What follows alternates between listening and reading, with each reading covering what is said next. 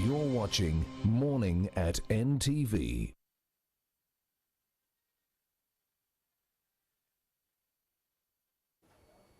All right, before we get into this conversation with Duzman Oke in Semujunganda, let's interact with, we shall interact later on with Mr. Mbide. He shall be also joining us right here on the morning show. Well, different or various political parties are expressing interest for the speakership position. That is today. DP, NRM, FDC, all the political parties, I'm sure including NUP, are actually fighting so hard to ensure that Friday they clinch that position of speakership. Very good morning, Mr. Semujunganda. Thank you. Good morning. How are you today? I am fair. The speakership race is upon us, but Oulanyah's body is still in Seattle, USA, Washington to be exact. Was it the ethical way to go about the election of the speaker like we are seeing now? Should we have waited for the body to come to the country and then we expedite the process of electing a new speaker? What should have been done? Is this the right way of doing things? First of all, I hadn't looked at the Constitution until the speaker died. Indeed. But looking at the Constitution, we don't have the option.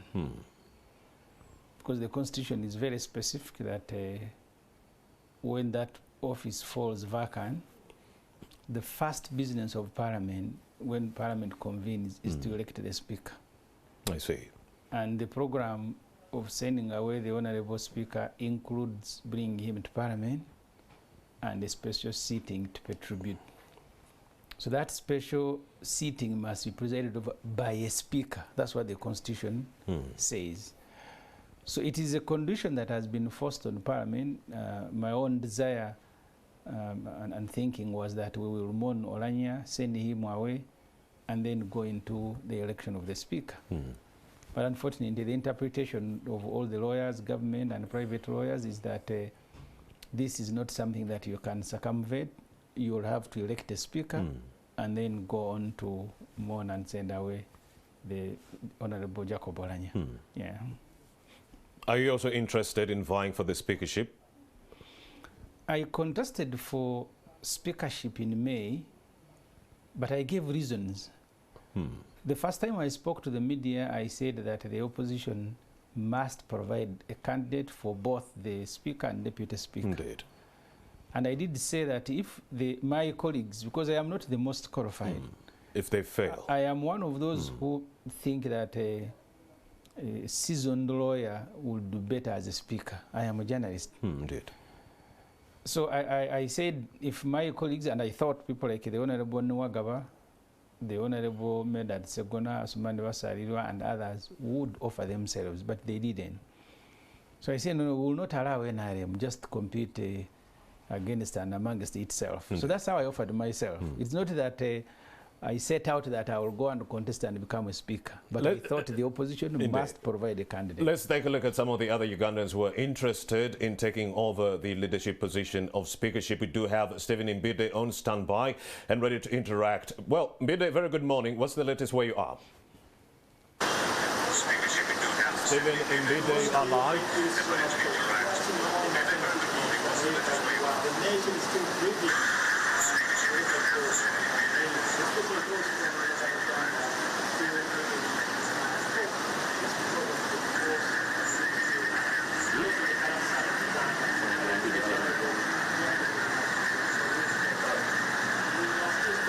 I could barely make out what Mr. Stephen Mbide was saying. We are going to rectify that sound feed and actually get back to him. He has some very good details for us. There are other individuals interested in the speakership position in that regard. We have so many allegations, Semujunganda, that have been coming in. Family members, you did hear from the Paramount Acholi chief, brought on David Achana II. He said, well, their son was pretty much poisoned. That's what he said, allegedly. But before we got onto the show, you were telling me he was grappling already with some, health complications as the Speaker of Parliament.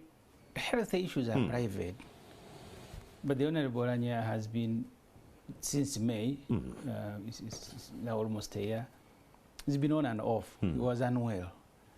But I also know that after the 2006 election, he was in Morocco for a couple of months. I am a Muslim. For us, we believe in death. Indeed. I lost a brother recently. He fell sick within 1 week, he was dead.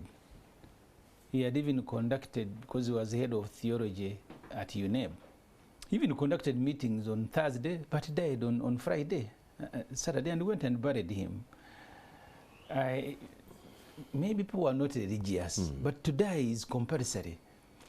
And I'm not discounting that people can be poisoned, but I am not one of those who think that the Right Honourable Speaker was poisoned, because I knew that he was not well, but because it was a private matter, it was a matter that we did not discuss even when we knew that he was unwell. But I can understand the family because this is a very emotional matter.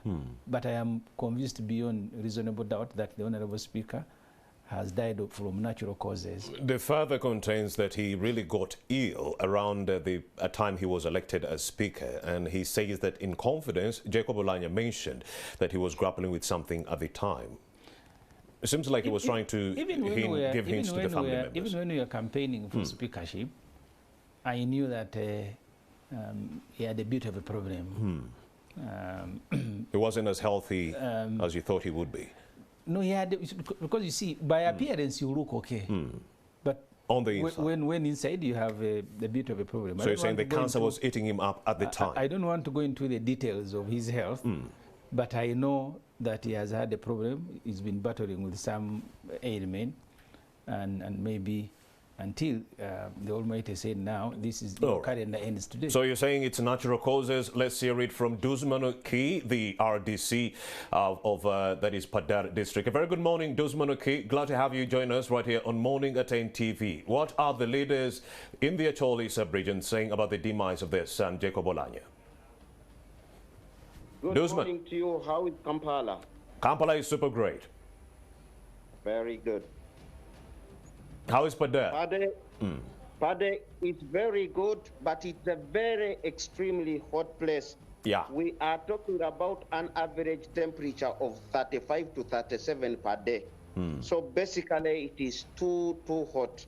And the only shelter we have is to run under only mango trees. So that is how it is.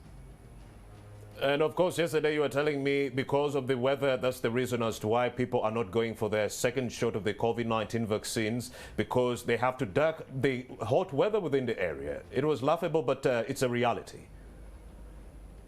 Yeah, people are not going for the COVID-19, the second jab, partly because of the weather. It is too hot. You can only do it very early in the morning, like this time when it is still cool, but they prefer again to be somewhere. But when it comes too hot during the day, it is basically too difficult to walk. And that is why they have to do it later in the evening, in the afternoon. So it's a little bit challenging.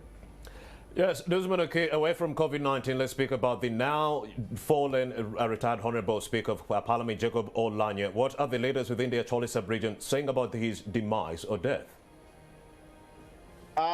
It is very, very unfortunate that where I am right now in Padar district, we buried the late General Paul Lokech, just like 1 kilometer from where I am. And in less than a year, we are also going to be burying another one in close to 20 kilometers again away from here, because Padar borders Omoro, where the late speaker was the legislator there. So the mood is so bad, and I can tell you people are saying all sorts of words, but you have to let the people talk. So the mood is really, really not good in this region.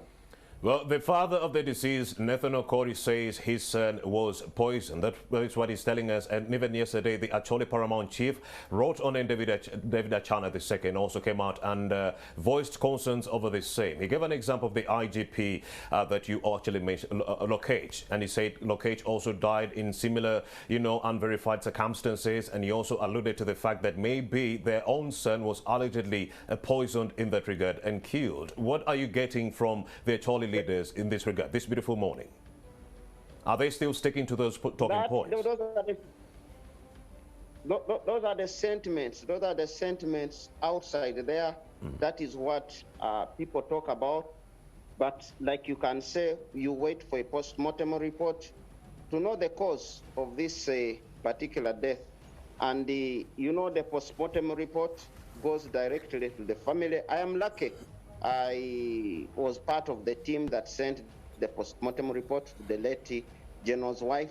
So all sorts of things are being said. When you look at the social media, you can't believe what is there. And you cannot qualify these statements. The people who talk about them are the only authentic people to qualify this statement. So that is what is on the ground. But like I say, somebody was telling me in actually here, every death has a cause. So they has to get an explanation, this particular cause. But there's a sentiments outside there which are similar, and they say there's a line. So we have to wait for the official post-mortem report so that we can know really the cause scientifically of this of the death of Jacob Oulanyah. Desmond, okay, in your own opinion, was it ethical? Was it the right thing to do by the parliamentarians or the government to actually execute this process of electing a new speaker, minus ensuring that Jacob Oulanyah's body is 7 feet deep? There is a system, there is a constitutional mandate, there is something that happened. Now, you can see that things are moving extremely, extremely very fast because people's hands are curtailed, people's hands are tied by the constitutional mandate. We are talking about ethical and what is supposed to be on the ground. So to the lay person in Pade here will see it as very unethical. But to the constitutional mandate, they say that is what is supposed to be done. And we have to do the right thing right. Because if you don't do it right, it will be challenged tomorrow. So it is a very challenging thing. There is what is supposed to be. In philosophy, there is what's supposed to be, what ought to be, and what is. So that is what we are looking at. But we shall leave it to the Constitution. I am happy the lawyers are interpreting it for the people, and everybody seems to be getting it in that particular way. Of course, you are only a few kilometers away, Desmond Oki, from the home of the now deceased fallen Speaker of Parliament, Right Honourable Dr. Jacob Oulanyah. Furnish us with details pertaining to the burial preparations and the funeral arrangements. Yeah, you know, in our local setup here, wherever we lose a loved one, now a person of that caliber, there is a state going on with the preparations, but the locals prepare. And I will tell you, these people are very, very excellent. They form themselves into groups, the religious group, the cooking group, the burial group, the culture group. Right now, as for last evening when I was at the home, that is what is being set up. And you don't interfere with that setup. They actually know how to go about it. You should know that I headed the security committee and headed almost the entire teams that saw the send-off of the late General Paul, okay? So I am well versed with these systems. So they are being set up and they know specifically how to run them.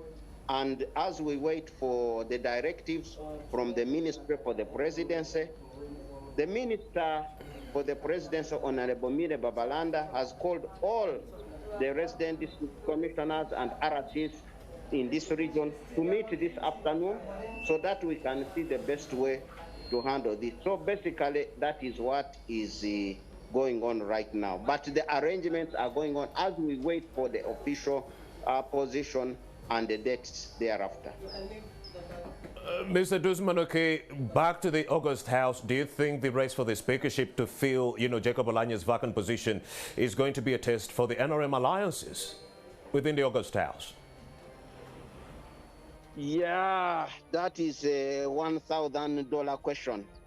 I think we have to let the system, like any other election, people are free to contest. And the NRM is a mighty party. It is a very strong party. And I believe the next candidate, the next speaker will definitely be aligned to the NRM. But the space is open. And for sure, the way you see things moving, probably the candidate that is likely to sail through. Tested candidates. NRM believes in tested candidates. I'll be telling you later how Jacob built us to be tested cadres. And that is why we believe in the system that is going to follow. So the NRM is very strong, and I can guarantee you the next candidate will be coming from the NRM party. Over the week. DC of Pader District. Thank you so much, Mr. Dusmanoke, for making the time to speak to Morning at NTV this beautiful Tuesday morning. Thank you.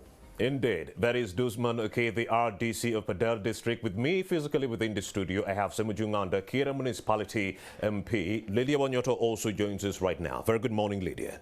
Good morning to you. Very heartbreaking news within the country. We are in a somber mood, left and right. NRM, DP, NUP, it does not matter. We are all in a somber mood. Bring us up to speed with the details coming in as far as the speakership race is concerned. How are you readying yourselves to take over this position?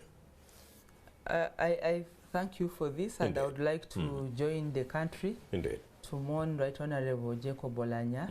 Come on. And now that we are with the Honorable Ibra Semuju, Indeed. he has been with the Ibra Semuju for over 10 years in Parliament. Yes. So to Honorable Semuju, Suspending him here and there.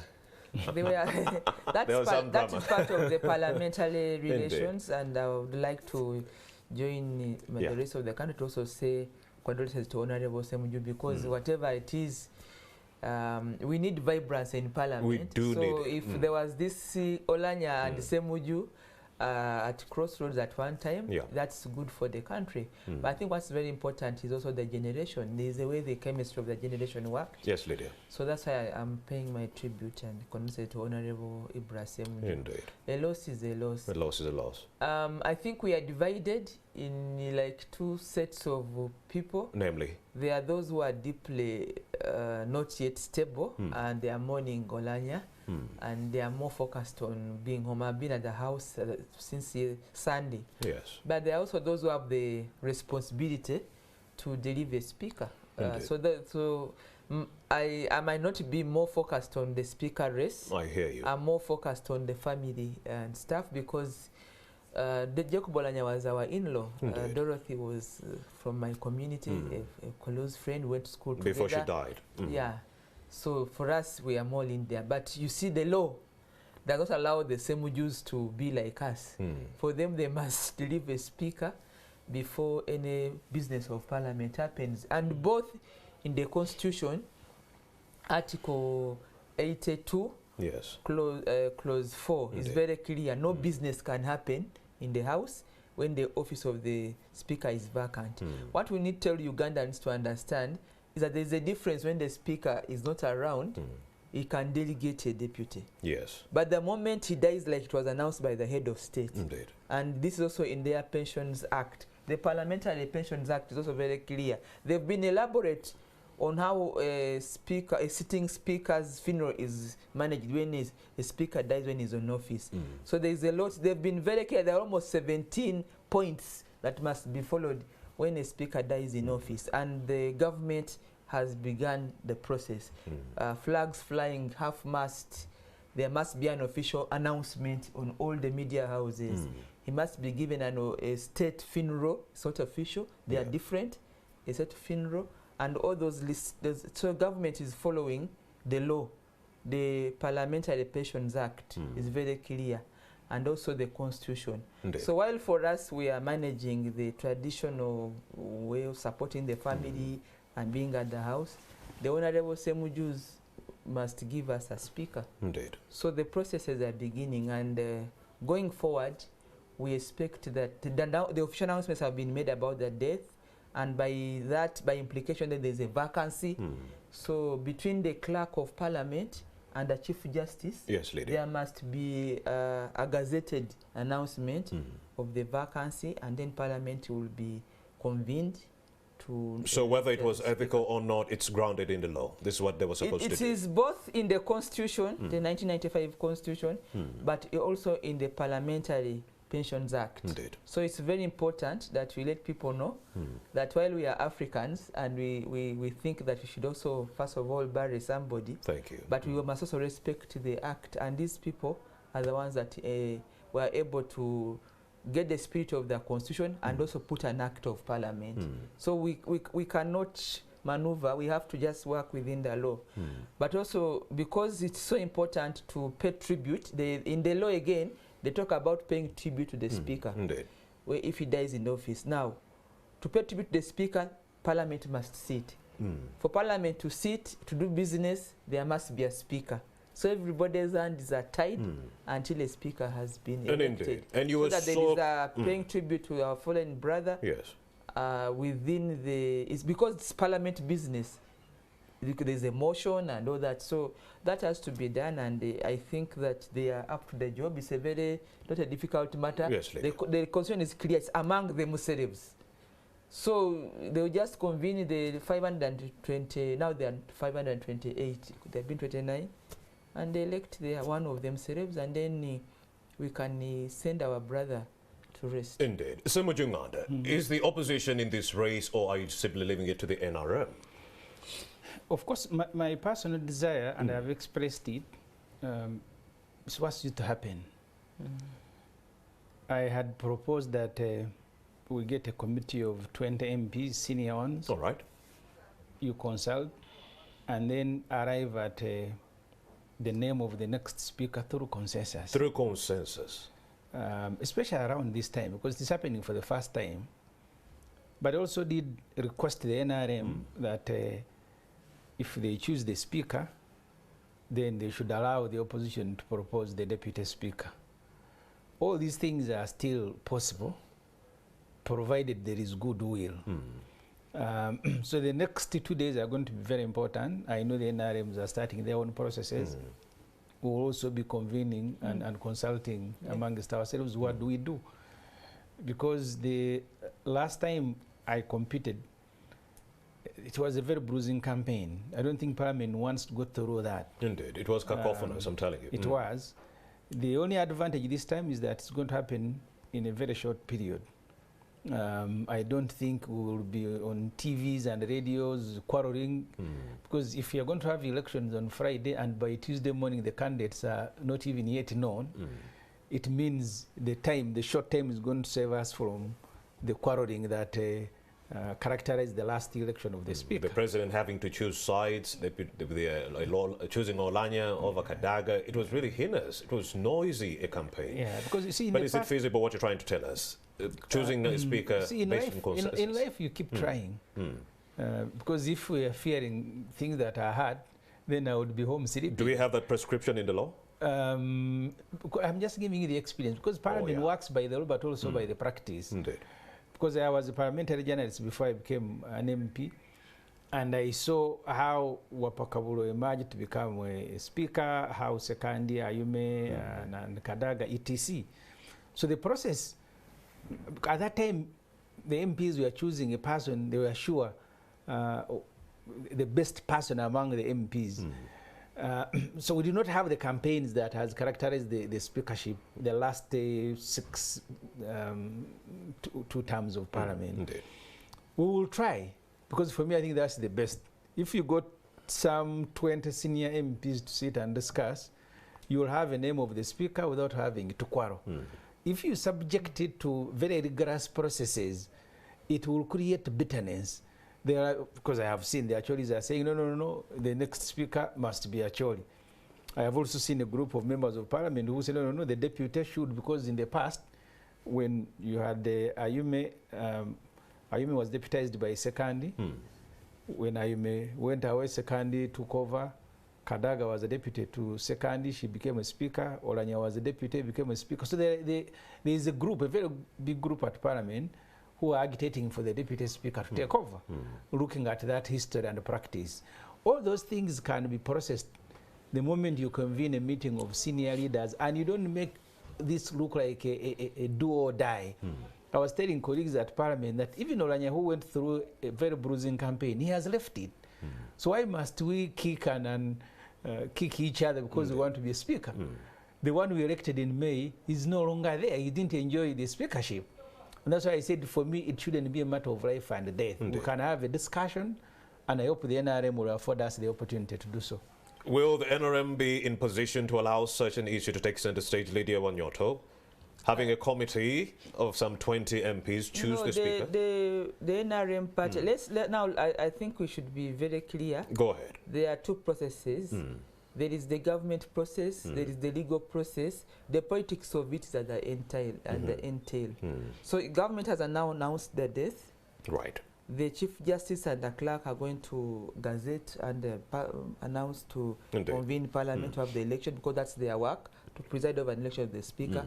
Now, the end players that, like Honorable Semuji is talking about, are the political parties in Parliament. Because the 528 members of Parliament now have members of Parliament from different shades, including NRM, including FDC and the others. So I agree with him that we can build consensus, but I want also to let you know, people, that as NRM party, we have structures and the leadership structure that chooses representation in Parliament. So for us, we are on standby. We have already set into motion. Indeed. And as you know us, we do our work very well through the organs of the party. So other parties can also do the same, and we can all. Honorable Ibrahim Semjunganda in the studios there.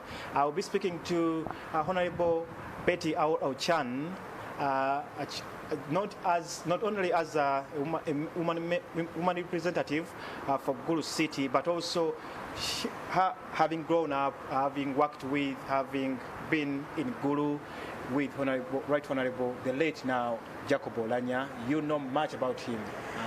One who has worked with him, but also from the Story sub-region. What would you remember about the late? Thank you very much. The late went to a school where I taught, St. Joseph's College, Laibi. I didn't know him very much from there. I got to know him very, very closely when we campaigned for him. Together with my late husband, we were managers. We were in the forefront of his campaign to become chairman Gulu district in 1996.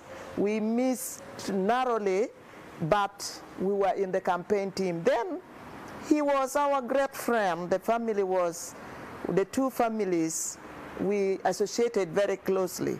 Because I remember in 2005, when my son graduated in Makerere, he hosted the graduation party in his home. That was because of friendliness. And his late wife, the late Dorothy, was also my great friend. I worked very much with civil society organization, so she was very close to us. I remember she supported us under Grassroots Women's Association for Development, and she was in Hope for African Children Initiative. She gave us some funding. And so we were close. But other than that aside, when the late Honorable became a member of Parliament for Moro County, I was a member of Parliament for Gulu District, and Moro County was a county in Gulu District. So he became the Deputy Speaker in the 9th Parliament, and so it was now me to also articulate his voice in Parliament. And so we worked closely. Sometimes if there was something strong in Moro County. I won't come to that part of working together in Parliament, but before that you were both UPC members. Before you came to FDC, before you went to NRM. Yes.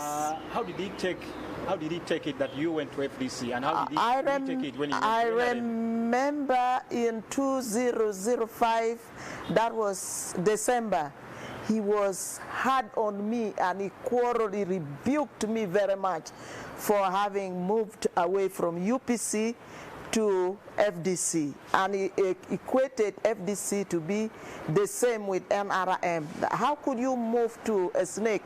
A small snake and a big one, they're all the same. Calling NRM a snake? Yes. So when he went to NRM, what did he mean when he went NRM calling it a snake? They're biting us. They were really not a friendly force. So when he went to NRM, I kept on just smiling.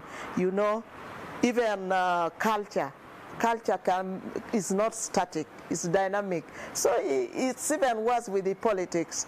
Politics, you move on, and he moved. When I moved, he quarreled. When he moved, I could only smile with him. But we continued to work very well. Our working relationship was so well. Being my student, even if I did not teach him, my husband taught him in Laibi College when I was a teacher there. Then work made together. We worked together so well, even in the same party at first. Then later on we parted. He went to NRM. So you went to FDC, called it SNEC, and you, when we went to NRM, what did you tell him? Well, I smiled at him. I said, you see, now he has also moved. However, I said probably it was also some issues that made him move to NRM. So I couldn't quarrel. Coming to Parliament, you the leader of opposition later on, the immediate leader of opposition, working with the Deputy Speaker of Parliament from the same region, actually sub-region. How was your relationship, you as the leader of opposition and him as the Deputy Speaker? Our relationship was cordial. I remember vividly in 2018 when I was appointed by my party. It was him who made it very easy for me to enter the office of the leader of opposition, because there were a lot of, bickering issues. Then when he was to chair our sitting, and I went to him, he said, please just prepare your maiden speech to take on the office. And he did it very smoothly. I was very appreciative, and I remember sometime when I had difficulties, sometime I even got into an accident. He came in very quickly to advise how we would move with my escort. He advised and he said, please stick to this, stick to that. And he was so friendly. To me, he was a very vocal and very authoritative, but very cordial in trying to mentor. He was a very good legislator, so he would advise that this one take like this, this one take like this. Finally, Honorable, you coming from Acholi sub-region, the Acholi Parliament chief and the papa of the late have expressed concern over his death, and of course you, as we celebrate and mourn the late, how do you want him to be remembered as a nation, but also these concerns that you still have as the people of Acholi, finally? Finally, I would say that it is NRM that is in charge of all this, that the late came from Acholi sub-region, that let this be taken back to Acholi sub-region. I know I am the speaker, the position of the speakership, and there should be many things which should be done in memory of him, and never to forget his children who are also still in schools, that they should be supported. I say NRM because I am not an authority in that party. A lot of decisions are taken by organs of NRM. So let NRM not forget our son. Our son worked so hard, but he was a uniting factor also, because his habit was not about parties or division. Have you pointed some people that you think you should take? Well, if we should look at Acholi sub-region, then we have Honorable Hilary Onek. Honorable Hilary Onek, who is, I can say, has the most experience and also up there in NRM. That is what I can say. Thank you. Thank you, Honorable, so much for your time and also speaking to us here on Morning at NTV. And can I say, may his soul rest in peace. Indeed, may his soul rest in peace. Honorable Betty Auro-Chan, the Gulu City woman representative, speaking to us in her capacity as a member of parliament from that region, but also a former leader of opposition. She is the secretary for education in FDC. in FDC, but also she's a member there in Choli Parliamentary Group. Stephen Imbide of FSO Chibuga, now handing you back to me Usiku, because he's there in the studio with Honorable Ibrahim Semujunganda and Honorable Lydia Wanyoto there, and they will be taking on this discussion of remembering the late Jacob Lokoli Oulanyah. Well, thank you so much, Stephen Imbide, for that interaction. He was talking to Betty Awolo-Chan, a member of the Choli Parliamentary Group and also a member of the FDC party. She says she would rather see the next speaker coming in from the northern region. This has exacerbated into a tribal sentiment real quick, Mr. Semujunganda. You even have an FDC member who is saying she would rather see a northerner in that position moving forward. What do you make of that? She didn't say that northerner must decide a BNRM. I didn't say NRM. The chairperson of the chairperson of our Choli Parliamentary Group is FDC. So her suggestion, sentiment and emotion as it is, does not necessarily mean that she says NRM should be the next speaker.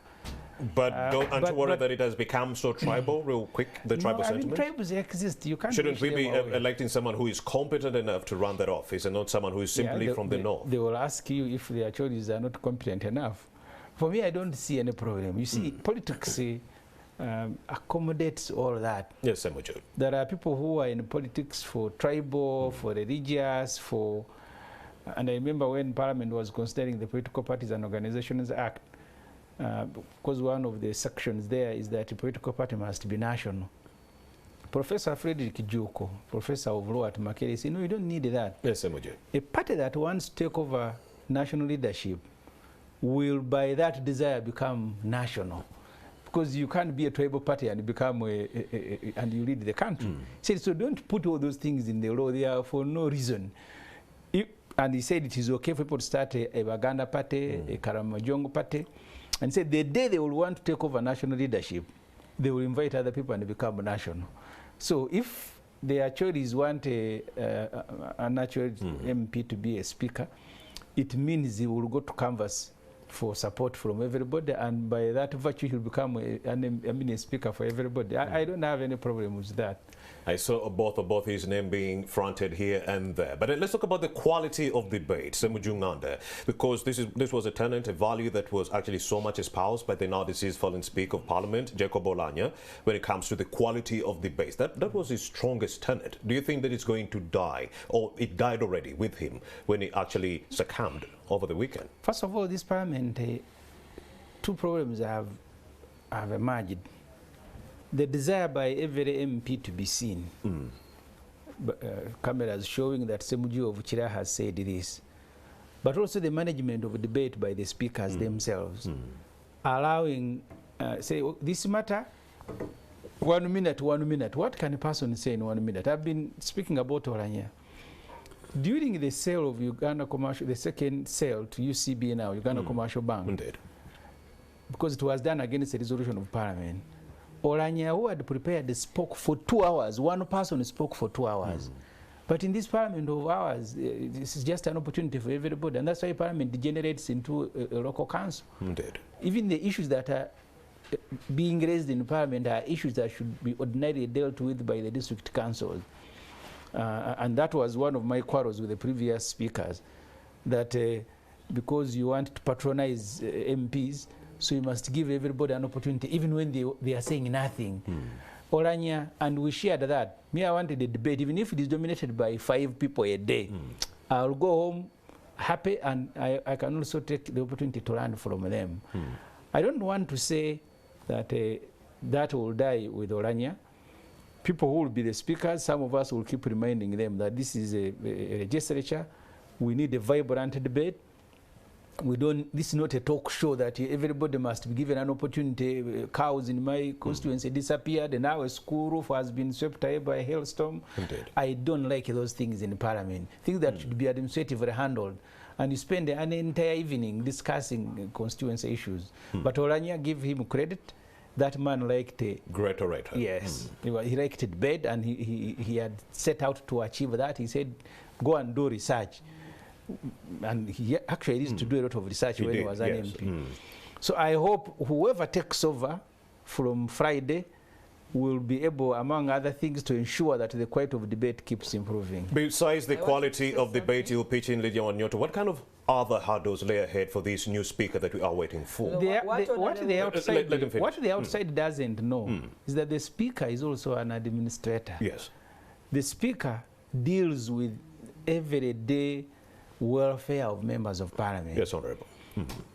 You can be a very good speaker in parliament, a good presiding officer, but the moment I come to your office and you don't receive me properly, I don't like you as a speaker. And that's one thing that people forget. They think that we are looking only for someone who is well schooled in law, who will remind you. Are you harmonious with your colleagues? Yes. So the way you receive and treat people away from the parliamentary chamber will actually make you a very good, or at least a darling. So the outside may not know that. The speaker, as the chairperson of the parliamentary commission, you deal with welfare of members of parliament. If an MP is sick, if an MP is stranded, is the speaker responsive? So that's the sort of person that MPs will be looking for. You may get surprised with their choices. Indeed. In 2001, that's when our good man, Jacob Oulanyah, may his soul rest in peace, joined active politics. He won Omoro County, well, as an independent, because we had a no-party system back in the day. But then in 2006, he lost a re-election, and that's when he decided to join the NRM. So he has been working with the NRM. And my question is, what does it take? What will it take for members of the opposition to actually join the NRM to see to it that we work on service delivery for the good of the people within this country? What will it take to break the Our line? relationship is competitive. Competitive But in what it nature? shouldn't be antagonistic, but it's competitive.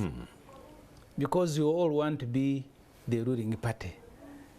We all serve the state of Uganda. We don't have to work with NRM because they are, at the moment, they are the ones who are running the country. We give them all the support. They bring laws in parliament and we process them. But we also disagree when we think that what they are doing is not right.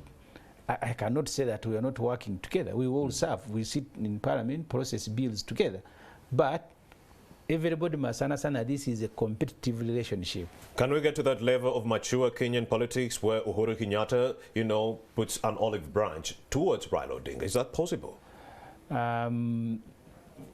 It's possible. I think it's possible, and we can try it. We can try it because, see, this country called Uganda is bigger than all of us. Indeed. I think we need to have a discussion. Ghana did it even better than Kenya because the one of Kenya is also a little bit opportunistic. But the one of Ghana is grounded both in practice and in law. So I am more inclined to borrow the Ghanaian example than the one of Kenya, where politicians in Kenya are extremely opportunistic. I am not sure that they care more about the country, but they care about their own interest as individuals. Yeah. But Ghana did it well, brought bills in parliament, enacted them. They have been transiting from one government to another peacefully. A leader who has lost will go and attend a function of those who have defeated him. That's what I want to see in Uganda, not the one of Kenya that you look, so you are just hunting for opportunities. Indeed. Samujinganda, you do have another event that you quickly need to go and rush to. But before I let you go, you do know that the NRM today is actually expediting the process of expressing interest for those members who want to take over the speakership. What is the process within the FDC? Would like to know that. And your parting shots before we let you go. We shall stay with Lydia. The processes in FDC were concluded because in the last election I was selected as the flag bearer for the office of the speakership. I don't think the FDC will repeat those exercises. Yeah. Can I say something? All right, she wants to react to you before you go. I wanted to say just one issue that Honorable Semujinga said, which is very important. I think that processing of parliament debate on the chambers should really focus on national issues, national character issues. I see. But that should not remove the opportunity for a member of parliament to talk about local issues of which they represent. But then there can be another forum. They can have a forum of the whole house, or they can have a forum at committee level, so that this member, the attention of the speaker or the parliament presses are able to attend to those my broken bridge. So the speaker can actually it's not a small thing because it's too small because the debate on the floor of the house, because of the time, is rightly saying this 1 minute does not work. But the debate on the floor of the house should focus on national item agenda. But we should not negate the my bridge is broken, my road is bad issue, because that's the real representation of the member. Because one of the core mandates So that, but this one, they should find a space for it. Either the speaker writes to the Minister of Works to support the area MP, or the committee supports this member whose water, whether there's corolla has broken in your home area, whether the bridge has broken, or there is no hospital. They shouldn't, but it should not be a debate on the floor of the House, because then you remove the space for the national. But it shouldn't be forgotten. There should be a space for it. So the way you organize House business, like he has said, there's what is for plenary, but there's what the behind the scenes and administration. Members of Parliament have to be supported in where they can channel or furnish their constituency issues, which may not necessarily be, because they are 528 now, but not sure. You cannot now come all of you to speak about your area. Then you'll forget the national picture. But there must be a way of channeling this business so that you are helped. But at the same time, the national agenda is what now comes to the floor of the House. Samujunganda, Honourable, speak to the members of the FDC and the supporters who are watching Morning at NTV with your final parting shots. What should they know? This process of electing a speaker, I think, will come and go by Friday. What is important is how Parliament deals with issues that affect the lives of Ugandans. We are going to be more focused on that than this one-off exercise. This is like a by-election. We are in discussion with all our colleagues in the opposition. There was time, the first time the Honorable Kadaga became a speaker, we did not feel the person, because we spoke to each other.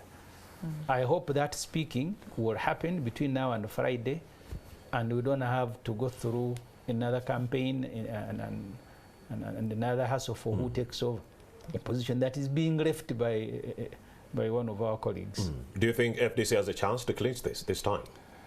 I look at the country more than my party. I love my party, but I want a speaker who will ensure that the quality of debate and the administration of Parliament improves. I am more interested in that than necessarily having an FDC. Of course, I have a duty to my party.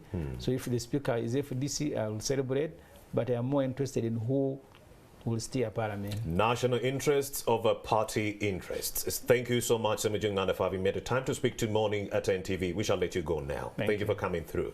Of course, we are still here with Lydia Wanyoto. Lydia Wanyoto wanted to talk to me about the family members and how they are distressed during this time. He also has information pertaining to the preparations to bring back the body of the now deceased fallen Speaker of Parliament, the Right Honourable Dr.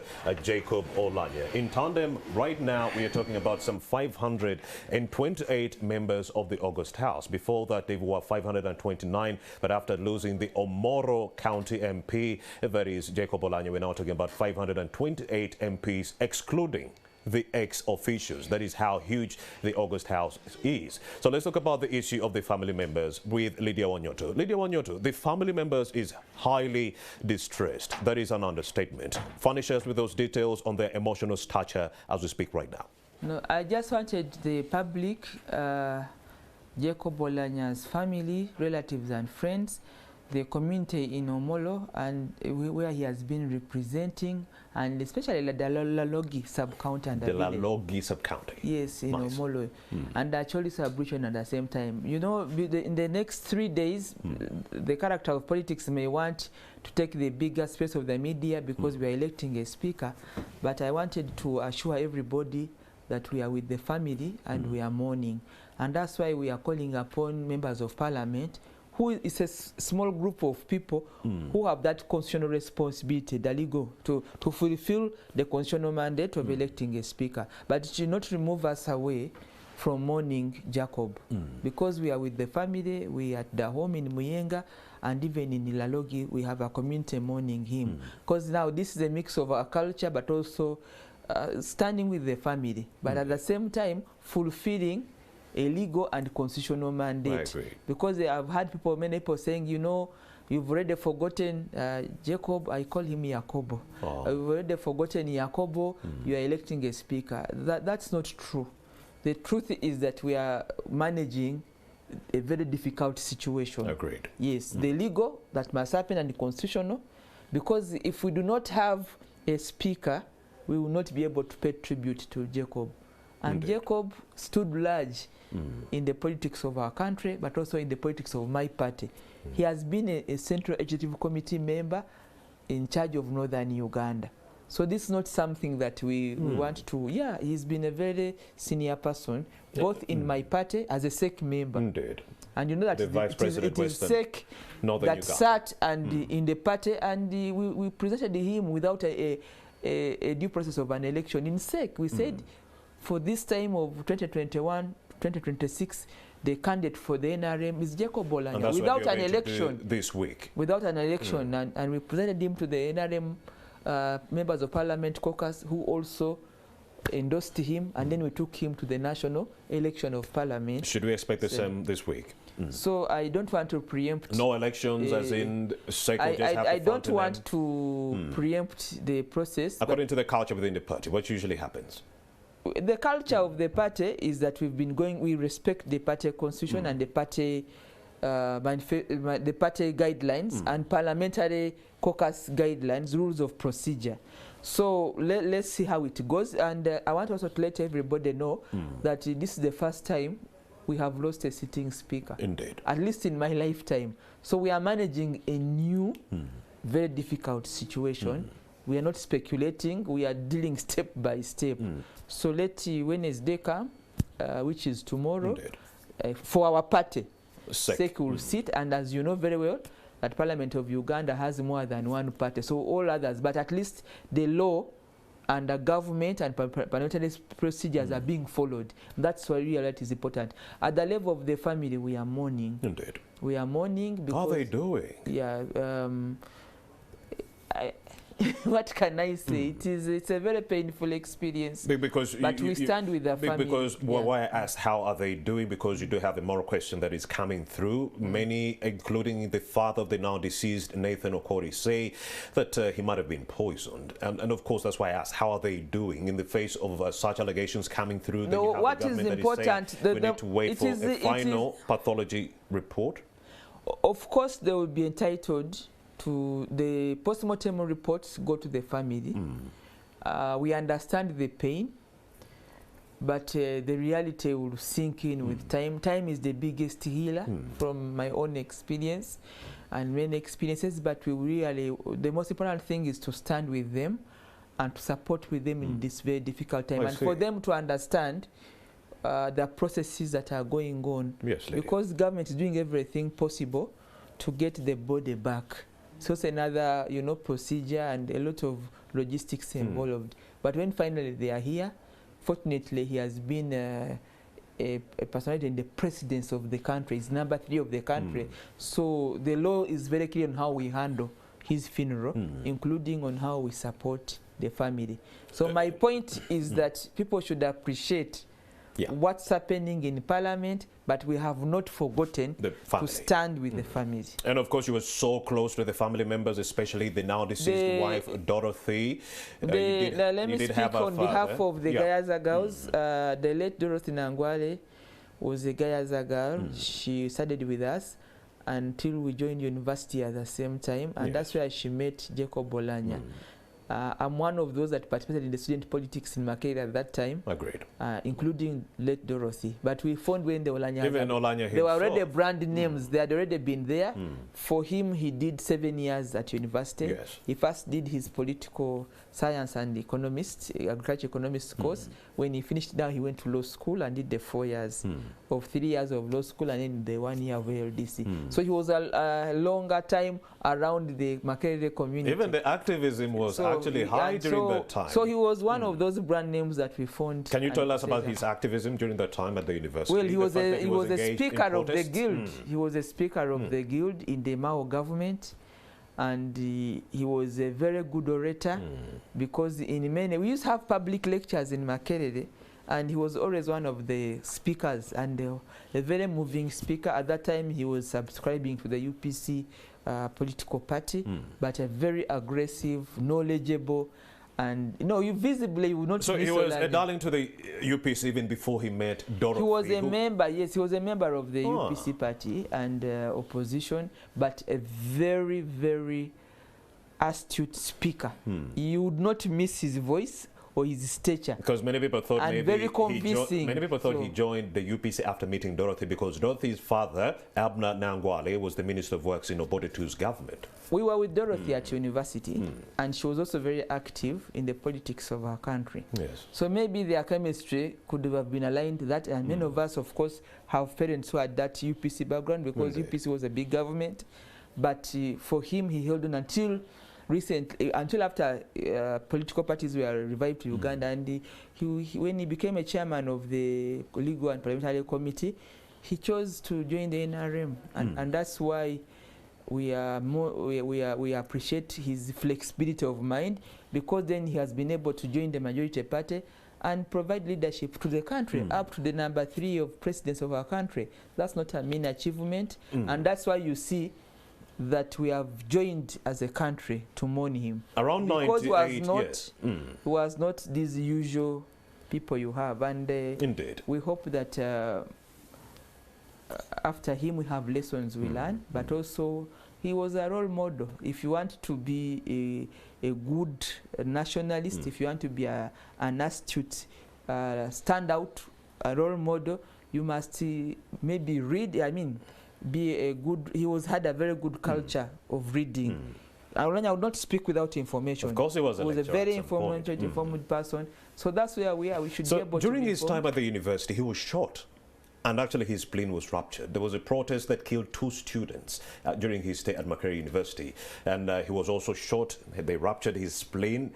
So when people were talking about him being poisoned last year after being elected as speaker, we tried to do some kind of research back in the day. And we found that maybe he was distressing with health complications from even back at the day when he was at university, when he was shot by the UPDF or members of the army in that regard. Talk to us about that and the health complications he's been going through, because we are getting 2 versions. The family says poisoning, others are saying he had an account of health complications from a long time ago.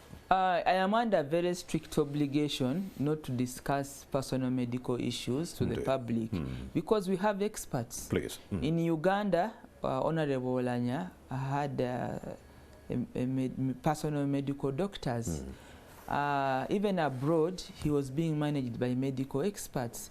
So even for the family, I would like to request the public that we allow the experts to come and talk about his health, but also the cause of their death, because it is the best thing to do. Indeed. So I am not dodging anything, but I would like the public to appreciate that. Let's allow this issue to be managed by the medical professionals, and to also help the family to come to terms with it. Indeed. Let's also talk about the possibility of the opposition working with the NRM government. It worked for Oulanyah. He broke ranks with the UPC and joined the NRM, even though members of the UPDF shot him, and he was so angry at them. He decided, you know what, I'm not going to be angry at this government, even though I was shot at the university. I'm going to join them.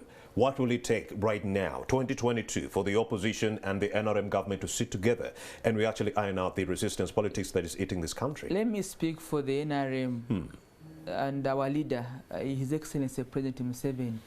The president does not spend a day or even half a day without engaging people who do not think like him. He's a peace builder. He's an engager, to even the annoyance of members of the NRM who are already loyal. We keep thinking that he does so much for the opposition than he does for us. This is a common talk amongst many of us, because he's always on phone call, always reaching out to Ugandans who do not agree with his methods of work or his ideology. And he works with them either as individuals or collectively.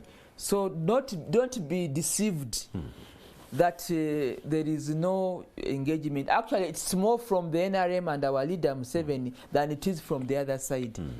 The president is always looking out for people who do not think like the way or do or have the same approach to politics. All right, Lady Oulanyah, we are running out of time. Yes, indeed, he's always engaging. But on the issue of the speakership, before I let you go, what kind of hurdles lay ahead of the new Speaker of the August House? First of all, this parliament in the NRM government, as you all know, has a very young parliament if you compare to many African countries, even East Africa. We have young people, vibrant people, active people. So we hope that they can have a leader that resonates with this energy, with the challenges of our country, and that they'll be able to do a good job. 90% of members of parliament are under the age of 40. So that we have a good team out there, and we wish them best as they elect their speaker on Friday. On the NRM part, we shall do our bit. We shall give you a candidate. Lydia Wanyoto, thank you so much for having made the time to speak to us and putting a lot into perspective on this issue. Thank you so much. Thank you, sir. And to you, Mr. Semujunganda, Kira Municipality MP, thank you.